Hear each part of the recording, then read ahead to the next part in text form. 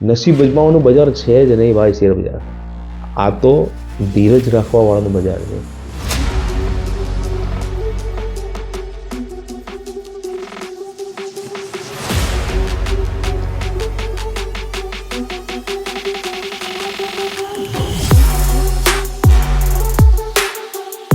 જય સ્વામિનારાયણ. આજે રવિવાર, રવિભાઈની સાથે દરેક રવિવારે આપ મારા વિડીયો નિહાળતા જ હોવ છો.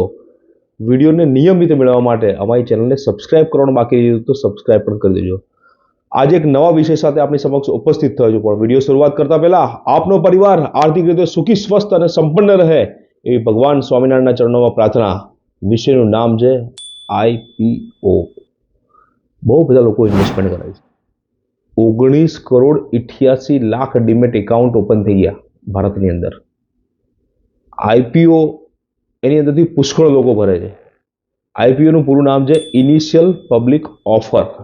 કોઈ પણ કંપનીને પ્રથમવાર પૈસાની જરૂર હોય તો એ લોકો પોતાના નાણાં એકત્ર કરવા માટે જે ઓફર લઈને આવે છે એને ઇનિશિયલ પબ્લિક ઓફર એટલે IPO કહેવાય છે. આજકાલ IPO બહુ બધી ચર્ચામાં છે. HOAC ફૂડ ઇન્ડિયા લિમિટેડ કહીને એક IPO આવ્યો હતો, જો કદાચ યાદ હોય તો. 5.54 કરોડ રૂપિયાની એમને જરૂર હતી, પરંતુ લોકો એને 11,152 કરોડ રૂપિયા આપી દીધા. એનો મતલબ 2023 ગણો IPO ભરાયો. એનો મતલબ 2023 એક વ્યક્તિને IPO લાગી શકશે. આ તો હતી SME IPOની વાત. પરંતુ આપણે વાત કરીએ મેઇન બોર્ડ IPO. હમણાં જ બજાજ હાઉસિંગ ફાઇનાન્સનો IPO આવીને ગયો. 89 લાખ અરજી આવી. 6 થી 7 હજાર કરોડ રૂપિયાની જરૂર હતી અને 3,20,000 કરોડ રૂપિયા ભર્યા. 89 લાખ અરજી, 19,88,00,000 ડીમેટ એકાઉન્ટમાંથી 89 લાખ અરજી આવી અને સૌથી હાઈએસ્ટ સબસ્ક્રિપ્શન થયું. અત્યાર સુધીના માર્કેટની અંદર ભારતના ઇતિહાસના શેરબજારના ઇતિહાસમાં 500 ગણાથી વધારે ભરાયા હોય એવા 35થી વધારે IPO આવી ગયા છે. વાહ, નસીબ અજમાવવાવાળાઓ વાહ. ખરેખર આવા વ્યક્તિઓને ધન્યવાદ છે. 500 ગણાથી વધારે ભરણું ભરાયું હોય એવા 35થી વધારે IPO ભારતની અંદર આવી ચૂક્યા છે. એટલે કે 500 વ્યક્તિએ એક વ્યક્તિને લાગી શકે. નસીબ અજમાવવાનું બજાર છે જ નહીં ભાઈ શેર બજાર. આ તો ધીરજ રાખવા વાળાનું બજાર છે. પણ લોકો તો આજે IPO ભરીને 3 દિવસ પછી વેચવાની વાત કરે છે. લેટેન્ટ વ્યૂ ટેકનોલોજીનો એક IPO આવ્યો હતો જે 326 ગણો ભરાયો હતો અને 200 ગણાથી વધારે IPO ભરાયેલા હોય એવા 8થી વધારે IPO છે અને 100 ગણાથી વધારે IPO ભરાયા હોય એવા 100થી વધારે IPO ભારતના બજારની અંદર આવી ચૂક્યા છે. મુકેશભાઈ અંબાણીનું નામ તો આપ સાંભળ્યું જ હશે. રિલાયન્સ ઇન્ડસ્ટ્રીઝના ચેરમેન છે. એ પોતે એવું કહે છે કે સખત મહેનતનો કોઈ વિકલ્પ નથી. હું પોતે 15થી 18 કલાક મહેનત કરું છું. તો તમે જો એવું માનતા હોય કે આપણે IPOમાં પૈસા ડબલ કરી નાખીએ તો એ કંઈ નાના છોકરાના ખેલ નથી. એ બી લક બાય ચાન્સ છે. તો તમે નસીબ અજમાવો છો. ખરેખર શેરબજારમાં નસીબ જેવી કોઈ વસ્તુ હોતી જ નથી.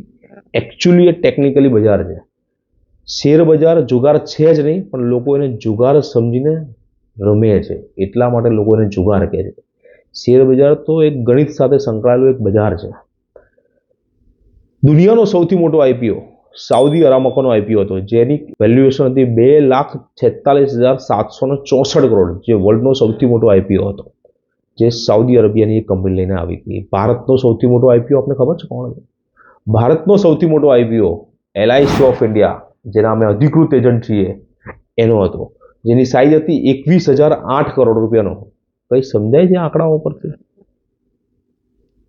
હજી ભારતનું માર્કેટ એવું પોટેન્શિયલ ધરાવે છે કે હજી આનાથી 10 ગણા મોટા IPO ભારતના બજારમાં આવી શકે છે.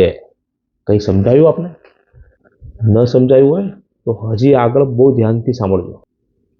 IPOમાં ટ્રેડિંગ કરીને જે લોકો એવું માને છે કે આપણે પૈસાવાળા બની જઈએ, તો એમની જાણ ખાતર કહી દઉં કે 20% ટેક્સ લાગે છે ભાઈ શોર્ટ ટર્મની અંદર.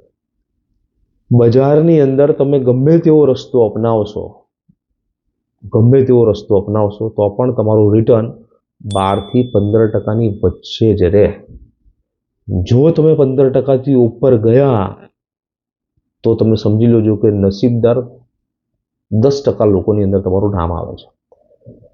શેરબજારનું એક ગણિત છે, હું ઘણી વખત કહેતો હોઉં છું કે શેરબજાર અને મ્યુચ્યુઅલ ફંડ ની અંદર જો ઇન્વેસ્ટમેન્ટ કરવું હોય, રોકાણ કરવું હોય, તો 7 વર્ષ સુધી જો વેચવાની ગણતરી ના હોય તો જ કરજો, નહીં તો નર્યો ટાઈમ પાસ કર્યો જ કહેવાશે. આ તમને કદાચ આજે સમજાશે, કાલે સમજાશે અથવા તો 5 વર્ષ પછી સમજાશે, પરંતુ આ સત્ય હકીકત છે. આવું ક્યાં લખ્યું છે ખબર તમને? વોરેન બફેટના ગુરુ Benjamin Graham the intelligent investor કે એક પુસ્તક છે 630 પાનાનું. એ પુસ્તક એકવાર વાંચી લેજો. જો ન વાંચવું હોય તો મારી સલાહ માની લેજો, કારણ કે મેં પુસ્તક વાંચેલું છે.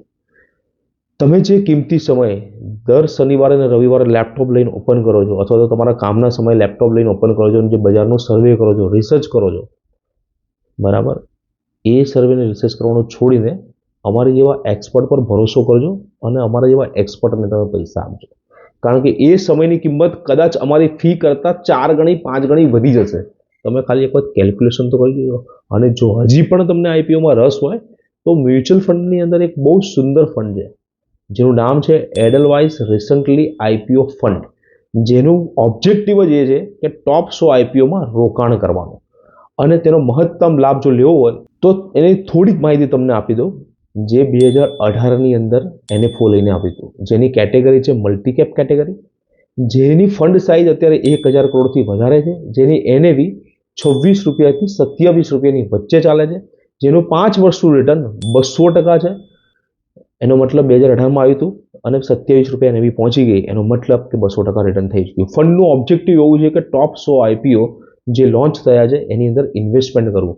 અને એના ફંડ મેનેજર છે ભાવેશ જૈન અને ભરત લાહોટી. ભાવેશ જૈન 2008થી એડલવાઇઝ સાથે સંકળાયેલા છે. જે લોકો ફક્ત આઈપીઓના રિલેટેડ ફંડ લેવા માંગતા હોય એના માટે એક સર્વશ્રેષ્ઠ કેટેગરીનું ફંડ છે. કંઈક હટકે કરવા માંગતા હોય તો તેના માટે બેસ્ટ ફંડ છે. શેર બજારના દિગ્ગજોનું માનવું છે કે આઈપીઓની ઓરિજિનલ વેલ્યુએશન 1 વર્ષ લોન્ચ થયાના 1 વર્ષ પછી જ ખબર પડે છે. માટે સખત મહેનત કરેલા પૈસા તમારા છે, એને સખત વિચારીને જ રોકાણ કરજો. જો વિડીયો સારો લાગ્યો હોય અને આજે જો તમને એવી ઈચ્છા થતી હોય કે તમે કોઈની મદદ કરી શકો તો અમારી મદદ કરજો. આપના મિત્ર સર્કલની અંદર આ વિડીયો મોકલાવજો. કદાચ એ મિત્રોની પણ મદદ થઈ જશે, કદાચ એ તમારા સંબંધીની પણ મદદ થઈ જશે અને બચત કરવાનું બહુ મોટું કામ એ કરી લેશે અમારા માધ્યમથી. ખાસ વિડીયો શેર કરજો, લાઈક કરજો, કોમેન્ટ કરજો. જય સ્વામિનારાયણ.